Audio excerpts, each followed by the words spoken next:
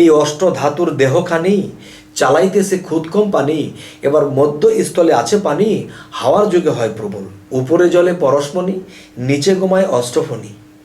হে জগতবাসী, এত লম্বা কথার ব্যাখ্যা তো 10 মিনিটে করা যায় না বাবা। তবু আমি একটু বলবো যে উপরে জলে পরশমণি, নিচে ঘুমায় অষ্টফণি। অষ্টফণি কি? যার নফসটা বেশি বেশি ফানা ধরবে তখনই বুঝতে হবে সে কামে মত্ত আছে, দুনিয়ার লোভ লালসায় কাম বাসনা সে মত্ত আছে। আর উপরে জলে পরশমণি, নিচে ঘুমায় অষ্টফণি। অষ্টফণি যেটা যদি সে ফানা ধরে তাহলে সে দংশন করবে। আর এই দংশন করা থেকে বেঁচে থাকতে হলে কি করতে হবে?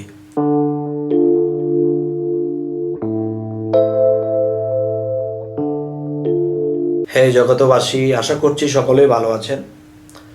তো আমাদের আজকের আলোচনাটি হবে যে মানুষের পৃথিবীতে জন্ম জন্মান্তরে ঘুরতেই আছে।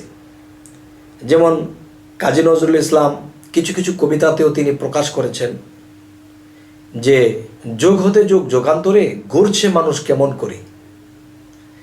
তাহলে এই কথাটি জন্ম জন্মান্তরে ঘুরতেছে মানুষ, কিন্তু মানুষ বুঝতে পারতেছে না। যাই হোক, এখন আজকের যে কথাটি হবে, এই জন্ম জন্মান্তরে আমরা আর কত ঘুরব? আমাদের তো আত্মার মুক্তি দরকার বাবা, আমাদের আত্মার মুক্তি দরকার। এই আত্মাটা বারবার ঘুরছে কিন্তু পথ পাচ্ছে না। যাই হোক, তবে যারা মুর্শিদ ধরেননি, কোরআন মতে ধরতে হবে এবং মুর্শিদের কাছে এই সাধনাগুলো চেয়ে নিতে হবে। সেই সাধনাগুলো কি? সেই সাধনাগুলো হলো যেই সাধনাগুলো করলে মানুষ এই পৃথিবী থেকে, এই ধরাধাম থেকে আত্মার মুক্তি ঘটিয়ে সেই মহান আল্লাহর সাথে মিশে যাবে। আর যে আল্লাহর সাথে মিশে যায় তার কিসের ভয়? কোরআনে আল্লাহ বলেছে, তোমরা আমার বন্ধুদেরকে মৃত বলিও না। আমার বন্ধুদের মৃত্যু নেই এবং তারা চিন্তিত হবে না, তাদের কোনো ভয় নেই। তাহলে সেই বন্ধু হতে হলে এবং আত্মার মুক্তি হতে হলে যেই সাধনাগুলো করার দরকার, সেই সাধনাগুলো আপনাদেরকে ইঙ্গিত স্বরূপ বলে যাব। তবে এই সাধনার ইঙ্গিত যদি কেউ ক্লিয়ারলি বুঝতে না পারেন তাহলে আমাকে জানাবেন, আমি আরেকটু ক্লিয়ার করার চেষ্টা করব। তো এখন যতটুকু ক্লিয়ার করতে পারি সেটি হলো যে হাইতনা তাওয়ায় দিবানিশি হয়ে যাওগে কামার পোড়া, শেষে যাবে লালবাজারে চারি রঙের নিশান উড়ে, অগ্নির মতো ধুধু করে মধ্যে জিনিস ভরা, হে হরফের চাবি দিয়া সদাই গিয়ে ঘুরা। এবার তালা খুললে নয়ন মেলে দেখবে সাদা 3 কোঠরা, এই 3 তালাতে এক নাম ফুটে, হাহাকার এক শব্দ উঠে, ঢেউ লাগে ত্রিবেণীর ঘাটে দেখছে রসিক যারা। হে জগতবাসী, হাইতনা তাওয়ায় দিবানিশি হয়ে যাওগে কামার পরা। হাইতনা তাওয়া কি? আমার ফুসফুসি হাওয়া ছাড়ছে, হাওয়া নিচ্ছে, হাওয়া ছাড়ছে, হাওয়া নিচ্ছে। এই হাওয়ার সাথে কে যাচ্ছে? জীব পরম খেলাচ্ছে।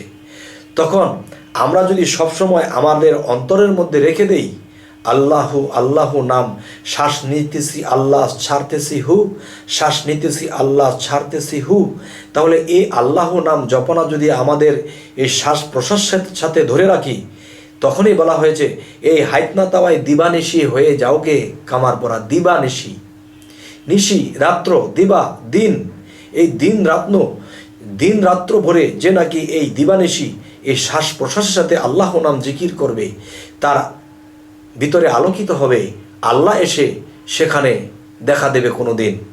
হে জগতবাসী, আজকের সেই কথাগুলো আমি একটু ক্লিয়ার বলার চেষ্টা করব যে হাইতনা তাওয়ায় দিবানিশি হয়ে যাওগে কামার পরা, শেষে যাবে লালবাজারে চারি রঙের নিশানুরে, অগ্নির মতো ধুধু করে মধ্যে জিনিস ভরা, হে হরফের চাবি দিয়া সদাই গিয়ে ঘোরা। এবার তালা খুললে নয়ন মেলে দেখবে সাদা 3 কোঠরা, এবার 3 তালাতে এক নাম ফুটে, হাহাকার এক শব্দ ওঠে, ঢেউ লাগে ত্রিবেণীর ঘাটে দেখছে রসিক যারা। ভালোবাসা ভবের আশা মিটে আছে তারা, কেন তোমরা দৌড়াইলে না দমের ঘোড়া? আচ্ছা, এই কথাগুলো ইঙ্গিত স্বরূপ বলা হলো।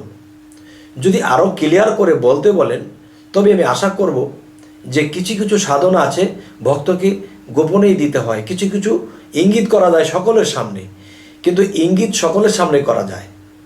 আচ্ছা, আরেকটি বিষয় হলো, যাবে যদি ছুটে আয় সন্তরে কই মন পাগল, এই ঘোর অন্ধকার ভয়ের সঞ্চার না আছে পথের সম্বল, এই অষ্ট ধাতুর দেহখানি চালাইতেছে খুদ কম পানি, এবার মধ্যস্থলে আছে পানি, হাওয়ার যুগে হয় প্রবল, উপরে জলে পরশমণি, নিচে ঘুমায় অষ্টফণি। হে জগতবাসী, এত লম্বা কথার ব্যাখ্যা তো 10 মিনিটে করা যায় না বাবা। তবু আমি একটু বলবো যে উপরে জলে পরশমণি, নিচে ঘুমায় অষ্টফণি। অষ্টফণি কি? যার নফসটা বেশি বেশি ফানা ধরবে তখনই বুঝতে হবে সে কামে মত্ত আছে, দুনিয়ার লোভ লালসায় কাম বাসনা সে মত্ত আছে। আর উপরে জলে পরশমণি, নিচে ঘুমায় অষ্টফণি। অষ্টফণি যেটা যদি সে ফানা ধরে তাহলে সে দংশন করবে। আর এই দংশন করা থেকে বেঁচে থাকতে হলে কি করতে হবে? যে এই হাইতনা তাওয়াই দিবানিশি তার নাম জপনা করতে হবে। হে জগতবাসী, আরও একটি বিষয় হলো যে যাবে যদি ছুটে আয় সন্তরে কই মন পাগল ঘোর অন্ধকার। এই ঘোর অন্ধকার আমার নাভির নিচে। তো উপরে যে পরশমণি জলে, এই পরশমণিকে যদি আমি পাইতে চাই তাহলে নিচে অষ্টফণিকে দমন করতে হবে। এই অষ্টফণি যখন দমন হবে এবং জিকিরের ধ্বনি টানবে তখন কি হবে? উপরে জলে পরশমণি তাকে একদিন পাওয়া যাবে। আচ্ছা, তো আজকের সাধনার কিছু ইঙ্গিত করা হলো। তো এই ইঙ্গিতগুলো করা হলো, এই সাধনাগুলো যদি কেউ করে তখন তার আরেকটা জিনিস ঘটবে। সেটা কি ঘটবে? এই প্রেমের মানুষ বলে তারে এই পিঞ্জর হতে ছেড়ে গিয়া ঘুরে আবার আসতে পারে। এই দমের কোঠায় চাবি দিয়া হাস্তিকে নেস্তি করিয়া ফানাফিল্লার হালে গিয়া শ্রীকলা নগরে এই পরম বন্ধুর হবে দেখা বর্জক শহরে। মরা হইয়া দর্শে যেজন লাগ পাইয়াছে অধরারে। অধরাকে? আল্লাহ। আল্লাহকে ধরতে পারে না, ছুঁইতে পারে না, এই অধরাকে ধরতে পারে কে? মরা হইয়া দর্শে যেজন লাগ পাইয়াছে অধরারে। এবার সুলতান নাসিরা মোকামে জলি এবং খফি দুয়ের শোনে গেলে দেখতে পাবে ধ্যানে মুর্শিদকে নজরে। আপনাকে হারাইলে পাওয়া যায় মাসুকেরে। এবার মুর্শিদ রূপ মিশিলে পরে তারে দেখিতে পারে আরো শীতে ছবির মতো নিরঞ্জন কই তারে।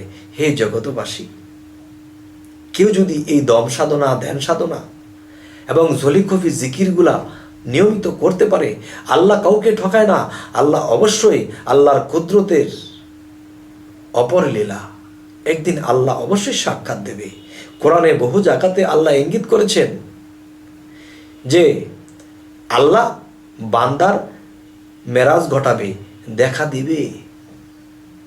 হে জগতবাসী, আজকের এই আলোচনাটি এজন্যই করলাম, যারা বলে আল্লাহকে কি দেখা সম্ভব, আল্লাহকে কি ধরা ছোঁয়া সম্ভব?